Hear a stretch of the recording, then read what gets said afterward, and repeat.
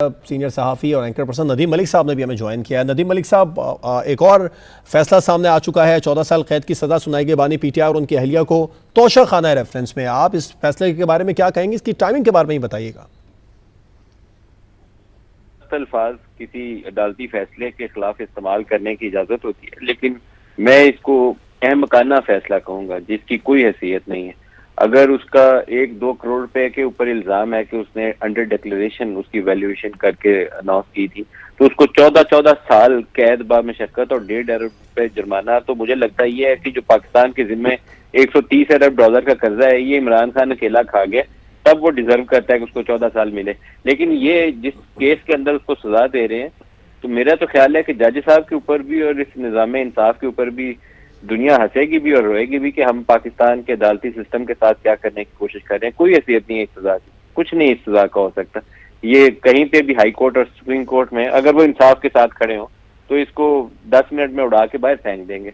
लेकिन जज बशीर साहब का कमाल ये है कि शायद चौथा वज़ीर आज़म वो खा जाएंगे।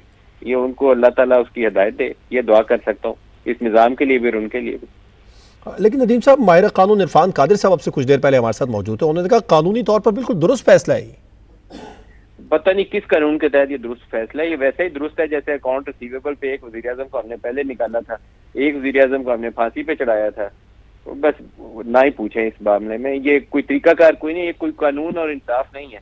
कुछ चीजें होती हैं कि तय करके रखा होता है कि हमने काम करना है, हमने काम करके दिखा दिया।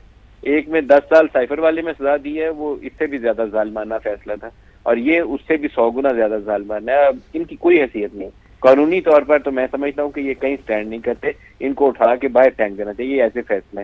अब हाई कोर्ट सुप्रीम कोर्ट में देखें कि वो जज साहिबान कैसे खड़े होते हैं।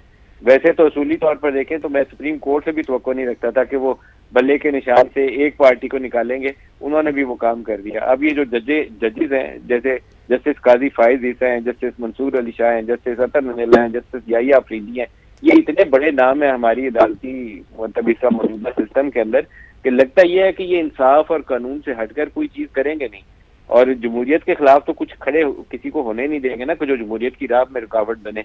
इलेक्शन की तारीख के ऊपर जैसे इन्होंने स्टैंड लेकर एक पोजीशन ली थी, तो लगता था कि जो जमहूरी अमल है उसको तो ये इंश्योर करेंगे कि 100% आगे चले।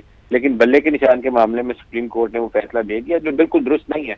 और इसी तरीके से ये जो फैसले हैं, ये जब उनके सामने लगे हों, तो मेरी तो तवक्को यही है कि वो उस जज की ना सिर्फ गोशमाली करेंगे, उसको तलब करेंगे और उस जज से पूछेंगे कि तुमने किस बुनियाद के ऊपर ये फैसला दिया था, साइफर वाले से भी और मौजूदा जज बशीर साहब से भी। तो नदीम साहब, वकला भी तो अदम ताउन का मुजाहरा करते रहे मुसलसल बानी पीटीआई के तमाम तर केसेस में, चाहे वो इंतखाबी निशान वाला मामला हो या फिर ये तोशा खाना का मामला हो, साइफर केस का मामला हो, वकला मुसलसल पेश नहीं होते रहे। फिर उसके बाद में आज बानी पीटीआई भी कमरा अदालत में आने से इनकारी रहे। देखिए, जब उसको पता होगा कि उसके साथ क्या होने वाला है तो उसको अदालत में आए या ना आए क्या फर्क पड़ता है। और वकला ये तरीकाकार अपनाते हैं, डिलेइंग टैक्टिक्स यूज करते हैं। ये जो जिसके ऊपर केस लगा हो और उसको पता हो कि उसको ये इस तरीके से पकड़ के काबू करके सजा देने वाले हैं, तो वो तो तरीकेकार ढूंढेगा ना कि किसी तरीके से मामला को डिले किया जा सके, पेंडिंग किया जा सके। क्योंकि एक चीज बड़ी वाज़ेह थी कि ये 8 फरवरी के इंतखाबात से पहले ये सजा लगा के पीपल्स पाकिस्तान तहरीके इंसाफ के वोटर को डिमोरलाइज करने के लिए एक अटेम्प्ट है, जो ये आखिरी अटेम्प्ट है, करके देख लें, क्योंकि वैसे पब्लिक सपोर्ट उसकी गिरी नहीं है। तो मेरा नहीं ख्याल है कि इससे भी उसकी पब्लिक सपोर्ट गिरेगी। नवाज शरीफ को जब इन्होंने इंतखाबात से 15-20 रोज पहले 2018 में नाहल किया था, तो क्या उसकी सपोर्ट खत्म हो गई थी? 13 जुलाई को उसको पकड़ के बाप बेटी को जेल में डाल दिया था, तो उसकी सपोर्ट खत्म हो गई थी या बढ़ गई थी? यही काम अभी तहरीके इंसाफ के साथ, ये बहुत पुअर स्क्रिप्ट राइटर है, जो भी इस मास्टर प्लान का स्क्रिप्ट राइटर है ना, बहुत पुअर स्क्रिप्ट राइटर है वो। 2018 में ये तजर्बा हमारे सामने है कि इसने नवाज शरीफ को या नून लीग को बेनिफिट किया था। वोटर्स निकले थे और पीटीआई पाकिस्तान मुस्लिम लीग नवाज के वोटर्स अपनी पार्टी को जितवाने में पंजाब में कामयाब हुए थे। वो तो एस्टेब्लिशमेंट ने पीटीआई की हुकूमत बनवानी थी, बनवा दी। अभी वही बेनिफिट पीटीआई के साथ हो सकता है अगर उसकी तंजीम ग्राउंड पे होती। उसकी अनफॉर्चुनेटली तंजीम ग्राउंड पे नहीं है, वो बिल्कुल हर गली मोहल्ले की सतह पर भी उसके बंदे को उठा लिया जाता है, इसलिए शायद उस तरीके से उसको फायदा ना दे सके। बहरहाल एक अफसोसनाक और अनफॉर्चुनेट सिचुएशन है, जिसके ऊपर हम सिर्फ दुख और अफसोस का इजहार कर सकते हैं कि पाकिस्तान के निज़ाम इंसाफ के साथ और पाकिस्तान के जमहूरी अमल के साथ हम किस किस्म का खिलवाड़ कर रहे हैं। ये दुरुस्त नहीं है, ये गलत है, जो कुछ हो रहा है ये सही नहीं है। फैसले की टाइमिंग को लेकर नदीम मलिक साहब क्या कहेंगे? अभी एक हफ्ता रह गया इंतखाबात में। आज बानी पीटीआई ने भी कमरे अदालत में कहा कि क्या जल्दी है, कल भी जल्दी में सजा सुनाई गई है, तो आज भी ये जो फैसला है ये बहुत जल्दबाजी में सामने आया, आप समझते हैं? बस इंतखाबात हैं और क्या है, जल्दी जल्दी 8 फरवरी है, 8 फरवरी से पहले जो कुछ कर सकते हैं कर लें, लेकिन दुरुस्त नहीं है। मैं बार बार कहूंगा ये गलत है, गलत फैसला है, इंसाफ के तकाजों के मुनाफी है, नामुनासिब है, नहीं होना चाहिए था ऐसे। जैसे इमरान खान ने अगर तोशा खाना से एक भी गिफ्ट लिया हुआ है ना, वो इमरान खान के जो उसका पॉलिटिकल पोजीशन थी, जब वो बाकी लोगों को कहते थे कि बेशरम लोग हैं जिन्होंने तोशा खाना से ताक लिया है, इमरान खान की इज्जत बढ़ती अगर वो तोशा खाना से एक कलम भी ना लेके जाता, उसकी इज्जत बढ़ती। इस बात गलत किया उसने, लेकिन ये जिस तरीके से उन्होंने सजा सुनाई है, इसको तो काबिल मजम्मत मैं तो कहूंगा, मैं तो इसको दुरुस्त नहीं मानता, गलत है, बिल्कुल कंप्लीटली गलत है। तो ये तोशा खाना और इससे रिलेटेड जो दीगर नेटवर्क था, नेटवर्क के जो दीगर लोग थे, आप समझते हैं कि वो भी सामने आएंगे, उनके हवाले से भी कुछ फैसले या सजाएं हो सकती हैं, या वो भी अब इसकी जद में आएंगे? नेटवर्क क्या था, ये कौन सी कुछ ड्रग स्मगलिंग हो रही थी?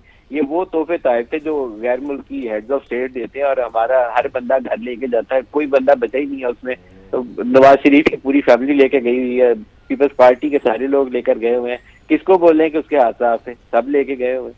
तो वो क्या उनको इसी तरीके से 14-14 साल कैद बामुशक्कत किसी को इन्होंने दी है? ये कोई हेरोइन स्मगलिंग का केस तो है नहीं है जिसमें ये सजा दी है। तो मैं दोबारा कहूंगा बहुत ही काबिल अफसोस फैसला। ठीक, नदीम साहब आप हमारे साथ ही रहिए। तलाल चौधरी साहब ने भी हमें ज्वाइन किया है, नून लीग के रहनुमा। तलाल चौधरी साहब, तोशा खाना रेफरेंस में बानी पीटीआई और उनकी अहलिया को 14 साल कैद की सजा का हुक्म सुना दिया गया, क्या कहेंगे इस फैसले पर आप? देखिए, इमरान खान साहब ने बहुत ही ऊंचा स्टैंडर्ड सेट किया था। रियासत मदीना की बात कर रहे थे और रियासत मदीना वाले पूरे का पूरा खजाना या तोशा खाना ही खा गए। इसमें मामला ये नहीं है कि वो तोहफे घर लेके गए, तोहफे घर लेके चले जाते लेकिन उनको अंडर वैल्यू तो ना करते। 2 अरब रुपए की चीज को 2 करोड़ का जाहिर करके और 20 लाख जमा करवा के 2 अरब रुपए की चीज ले जाए, उसके बाद आप अपने एसेट्स में शो ना करें, फिर उसके बाद आप क्या कहते हैं बेचे पहले और पैसे बाद में जमा करवाएं, उसके बाद आप बार बार अगर स्टे लेते रहेंगे, बार बार अगर ट्रायल रुकवाते रहे हैं, टेक्निकलिटीज के पीछे छुपते रहे हैं, तो उसका मतलब है कि उनके पास जवाब नहीं था इन सारे सवालों का। और इमरान खान तो कहा करते थे दुनिया को कि ये जो तोहफे आएंगे इनका मैं पता नहीं क्या करूंगी, इनकी रिकॉर्डिंग्स मौजूद है। बाकी रही बात, ये रियासत मदीना का नाम लेके इन्होंने अच्छे भले चोर रखे हुए थे, वो पिंकी, गोगी, बुजदार, इसी तरह की सौदेबाजियां चलती थी। ये बहुत सारे यहाँ पे टाइकॉन थे, उनके साथ हीरो की ट्रेडिंग चलती थी कि जी ये एनओसी ले ले, हीरा दे दे। फिर इस तरह और कोई एक मामला तो है नहीं। तो पंजाब में तो ट्रांसफर पोस्टिंग से लेके कौन कौन सी चोरी नहीं की।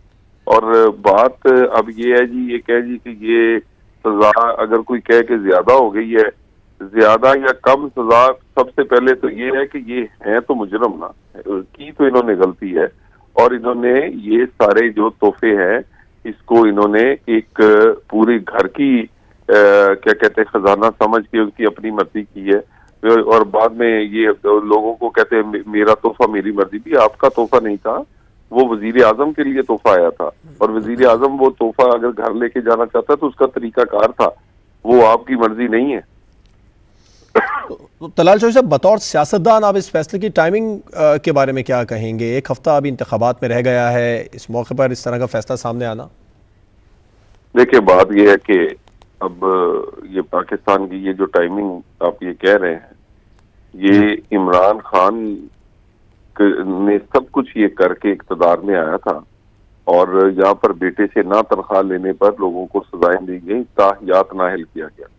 मैं खुद नाअहल हुआ तौहीन अदालत में, चुन चुन लोगों को नाअहल किया गया, काल कोठरियों में डाला गया, सजाएं दी गई और जराइम साबित नहीं हुए। मगर क्या साइफर नहीं हुआ? क्या 9 मई नहीं हुआ? क्या ये तोशा खाने वाला मामला नहीं हुआ? बिल्कुल हुआ।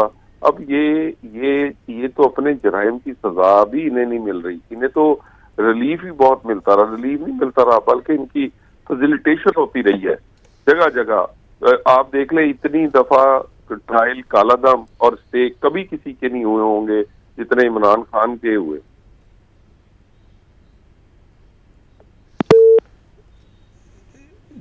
जी, तलाल चौधरी साहब नून लीग के रहनुमा हमारे साथ मौजूद थे, तो बता रहे थे कि इमरान खान साहब जब इस तरह के फैसले आते थे तो वो भी इस पर अपनी राय देते थे। सीनियर सहाफ़ी और एंकर पर्सन इफ्तिखार अहमद साहब ने भी हमें ज्वाइन किया। इफ्तिखार साहब, आप क्या कहेंगे? तोशा खाना रेफरेंस का फैसला भी सामने आ चुका है।